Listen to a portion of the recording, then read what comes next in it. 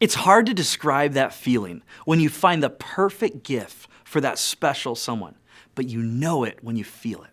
Maybe you had a moment like that this Christmas where you found it, that gift that so perfectly suited your friend or coworker, maybe your child or parents, or maybe for your spouse.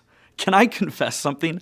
I'm the worst at finding the perfect gift. In fact, don't tell my kids, but on Christmas morning, when they're opening their gifts from Sarah and me, I'm just as surprised as they are with what's inside. I mean, when I'm searching for Sarah's Christmas gift, it takes me the whole month to find what I'm actually looking for.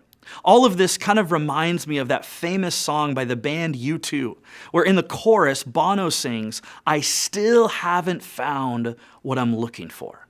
Bono is describing the restlessness that is felt when you're on a journey, trying to find something important. And maybe for you, that's how you're feeling spiritually. You're looking for some meaning and purpose this season, and you still haven't found what you're looking for. You see, that's exactly how a specific group of people were feeling about 2,000 years ago when they were on a Christmas road trip that would forever change their lives and the world. The historically reliable birth story of Jesus is recorded for us with precision in two different ancient first century books, which were called Matthew and Luke. In chapter 2 of Matthew's story, there's a group of magi who are astrologers or people who study the stars.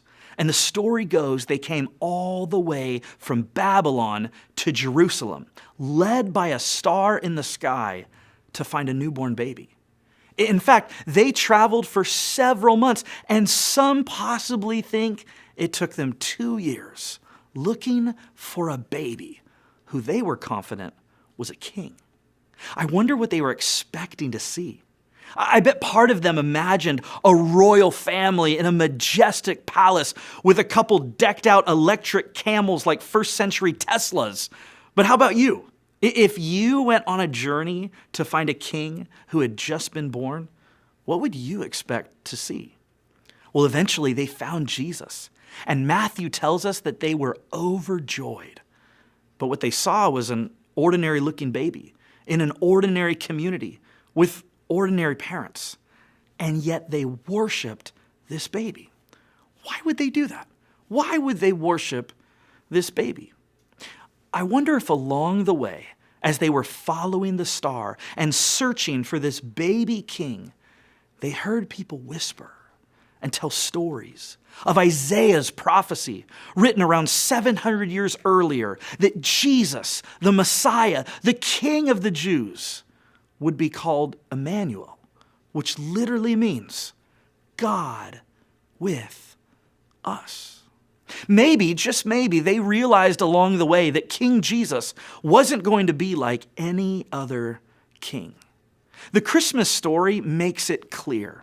God really, really, really loves you.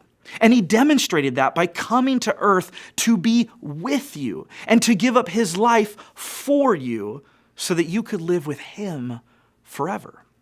The story of Christmas and the truth proclaimed all throughout the Bible is that God has not abandoned humanity, but instead, God is with us.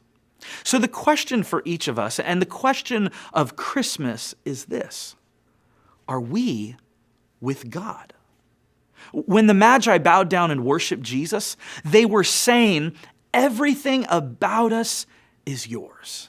They knew at that moment that God came to be with them, so they were making a decision to be with God, to make Jesus the Lord of their lives.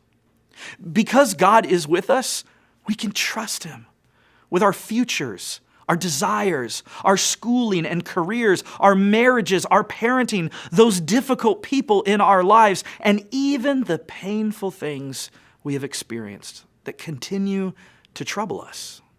The 4th century African Christian and theologian St. Augustine once said in a prayer to God, "You have made us for yourself, and our heart is restless until it rests in you."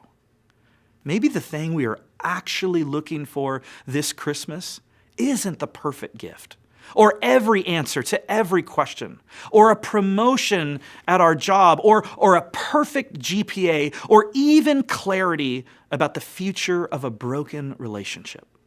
But instead, at the deepest level, maybe we are really looking for God.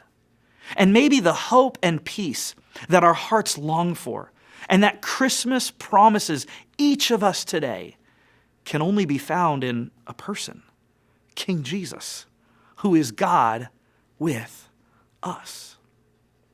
God sent a group of astrologers called the Magi on a journey across the ancient world, following a star in search of a newborn king. The Magi had no idea they would be among the first to see Jesus, the King of the world. And his birth would forever change the history of the world and humanity as we know it.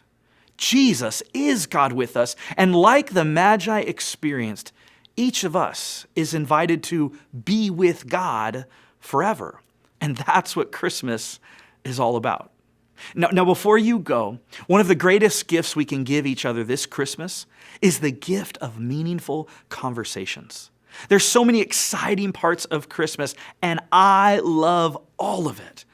And yet it's possible that in the hustle and bustle of it all, we could miss out on truly connecting with one another. So here's a few discussion questions to help us all connect with each other on a deeper level this Christmas. Maybe you're about to eat a meal together, or you're around the fireplace, or if you're in Southern California, you might be going on a family walk in your sandals and a short sleeve shirt. Or maybe you are missing your family and friends afar. But whatever you find yourself doing next, I want to encourage you to take a few minutes and share your thoughts with one another, whether that's in person or over video chat. Here's some questions for you to talk about today. Number one, what's the most memorable Christmas gift you've ever received? Question number two, as you look back on 2022, how have you seen God with you? And the last question, number three, by next Christmas, what do you want your relationship with Jesus to look like? Again, Merry Christmas. And like the Magi, may you and I experience God with us. And may you and I choose, for the first time or once again, to open our hearts and lives to Jesus.